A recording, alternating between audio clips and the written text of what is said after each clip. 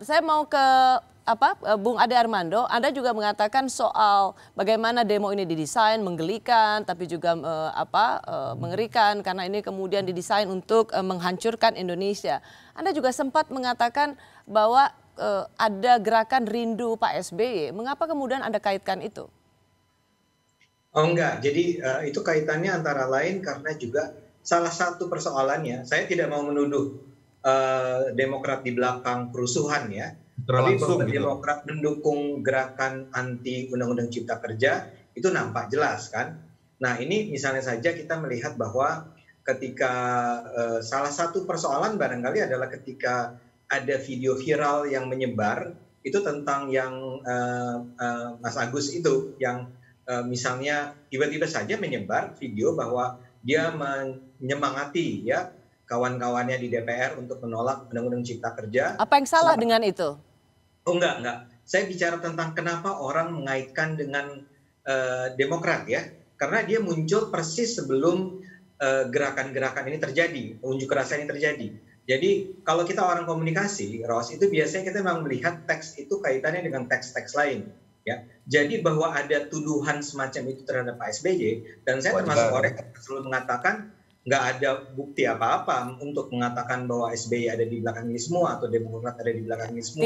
Tidak ada kaitannya ya bahwa memberikan semangat pada anggotanya menolak Omnibus Law. Karena munculnya persis sebelum gerakan ini terjadi, unjuk rasa ini terjadi, ya, yang ada video-video, dan itu saya duga yang menyebarkan adalah kelompok Demokrat sendiri ya, dalam rangka menunjukkan bahwa Partai Demokrat berada di belakang teman-teman yang turun untuk menolak Undang-Undang Cipta Kerja. Nah itu kemudian muncul pernyataan dari yang rindu SBY itu. Ya. Jadi saya mau bilang bahwa adanya tuduhan terhadap saya tidak membenarkan ya tuduhan terhadap SBY menurut saya juga sama tidak pantasnya karena nggak fair juga dia salahnya apa dalam kasus ini. Cuma kenapa ini terjadi? Saya duga ada kaitannya dengan atau saya ingin ingatkan bahwa ada banyak pihak yang begitu ini terjadi tiba-tiba muncul, termasuk PKS. Saya nggak akan bilang PKS berada di belakang gerakan ini, tapi bahwa dia menyebarkan atau kader-kader yang menyebarkan hoax-hoax tersebut itu memang juga fakta yang nggak bisa dibantah. Jadi itu yang saya ingin katakan bahwa ini kita juga harus objektif, fair gitu ya, dan bilang bahwa kenapa ada tuduhan semacam itu ya karena itu adalah reaksi terhadap aksi. Dan bahwa tapi Bung Rahlan merasa bahwa di pemerintahan Pak SBY ini karena Demokrat selama ini bersikap kritis dan berseberangan, maka pemerintahan Pak Jokowi dalam hal ini mesin intelijen negara ikut digerakkan untuk menghantam suara-suara kritis. Apakah itu benar? Ya, dalam hal ini kan sama ya. Marilah kita bicara dengan bukti ya, dengan menunjukkan siapa yang berada. Ade Armando ini Bung Rahlan dulu. Siap, silakan.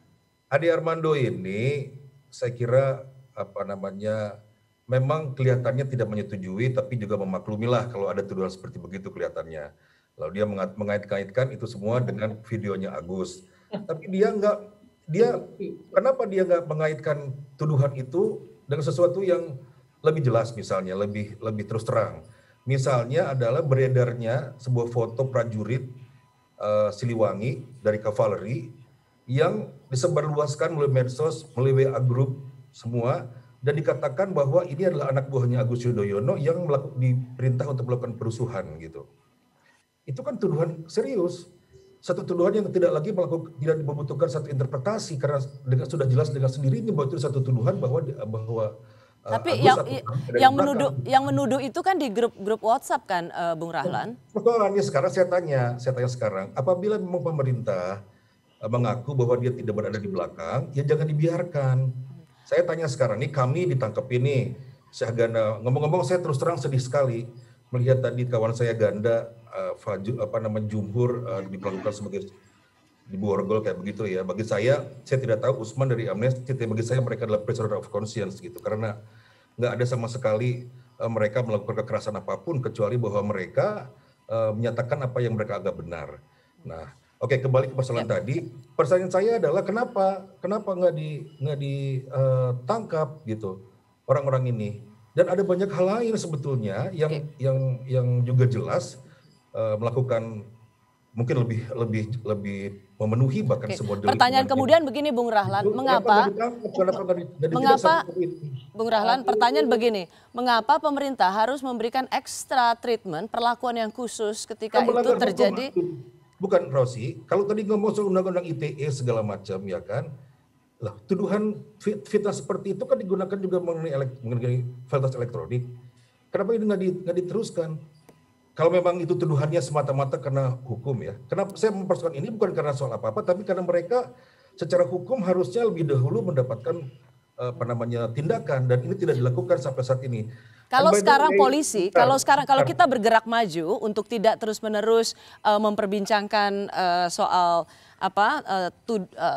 tuduhan yang dirasakan oleh Partai Demokrat, apakah dengan ditangkapnya kami saat ini, bukankah itu menunjukkan bahwa sebenarnya polisi kalimatnya bukan tuduhan ya, ada fakta ya yang menuduh. Bukan kami merasa dituduh ya, tapi ada satu fakta-fakta yang menuduh. Saya kira ingat etiket ya, ingat etiket Irma. Dia dulu anak Sidik ini nggak baik ya, dia selalu ingin memonopoli pembicaraan dan membenarkan dirinya selalu menuduh orang, tapi nggak mau dituduh. Anda ini politisi atau apa sih? Saya bukan politisi, Anda ini maunya memaksakan kehendak Anda kepada orang lain. Nggak boleh, Pak. Nggak boleh. Ya bagi peran aja, bagi peran. Kita ngomong sama-sama ngomong. Anda ngomong, saya diam, saya ngomong. Itu baru namanya politik. Kalau begitu, saya ingin mengajukan pertanyaan. Kak Irma, begini. Menurut Anda, perlukah pemerintah juga ikut turut tangkap dong orang-orang yang menyebarkan kebohongan yang mengatakan bahwa di balik kerusuhan atau demo menolak Omnibus Law 8 Oktober lalu adalah Pak SBY. Maka polisi juga diminta untuk bersikap sigap menangkap penyebar kebohongan itu. Sebentar, ya. Biar Bung Rahlan, dalam hal ini saya tanya Kak Irma, perlukah pemerintah melakukan hal itu? Apakah ini dianggap perlu? Saya kira nggak perlu. Kenapa harus diistimewakan? Lah yang mau kita adili itu adalah berita-berita bohong, berita-berita ujaran kebencian yang kemudian menimbulkan ekses, menimbulkan korban. Lah ini apa yang jadi korban siapa? Nggak ada. Nah, lihat tuh. Nggak ada yang jadi korban kok.